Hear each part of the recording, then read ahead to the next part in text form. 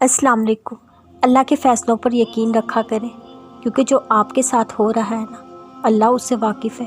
وہ اللہ کے حکم سے ہو رہا ہے، اور یقین کریں وہ آپ کو جہاں بھی لے جا رہا ہے آپ کے لیے اسی میں خیر ہے، اور یہ بات آپ کو کافی سفر مکمل کرنے کے بعد پتہ چلے گی۔ اس خدا سے ڈرو، اس کو پہچانو، وہی تو ہے جو ہماری زندگیوں کے سارے فیصلے ہم سے کرواتا ہے، وہی تو ہے جو ہنساتا ہے تو ہنسو، رلاتا ہے تو رو، چیز دیتا ہے تو قبول کرو، واپس لیتا ہے تو راضی ہو جاؤ۔ بڑی سے بڑی اور آسان فقیری یہی ہے، ہمیں اللہ کا ہر فیصلہ منظور ہے۔ اگر آج تم اللہ کی مان کر چلو گے، وہ رب کل تمہیں تمہاری چاہت دے گا، کیونکہ اللہ تعالیٰ کو اختیار ہے جو چاہے کرے۔ جب انسان کسی رنج اور مصیبت میں اللہ سے شکوہ کرتا ہے، اللہ فرماتا ہے کہ اس مصیبت کا شکوہ بیچا ہے، یہ مصیبت تو تجھے میری طرف متوجہ کر رہی ہے، تجھے شکوہ تو میری اس نعمت سے ہونا چاہیے جو تجھے مجھ سے بے نیاز کرتی ہے۔ دنیا مکافات عمل ہے، وہ کسی کا بھی صبر ضائع نہیں کرتا۔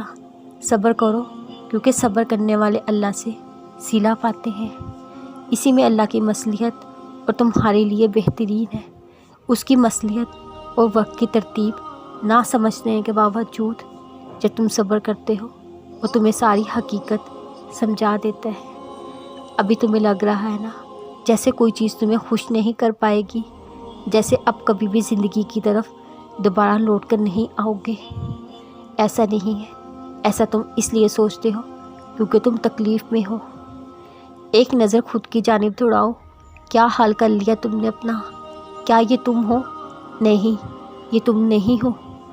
بے رنگ مسکراہٹ تمہاری نہیں ہے، اور نہ یہ وقت کا ظلم ہی تم پر، بلکہ اس کا انتخاب تم نے خود کیا ہے۔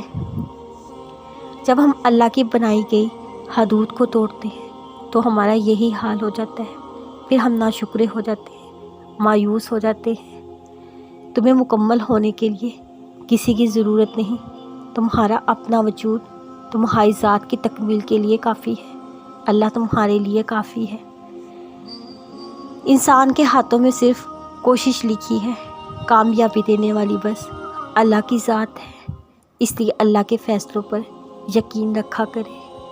جو آپ کے ساتھ ہو رہا ہے اللہ اس سے واقف ہے، یقین کرے وہ اللہ کے حکم سے ہو رہا ہے، اسی میں خیر ہے جہاں آپ کو لے جا رہا ہے، اور یہ بات آپ کو سفر مکمل کرنے کے بعد پتہ چلے گی۔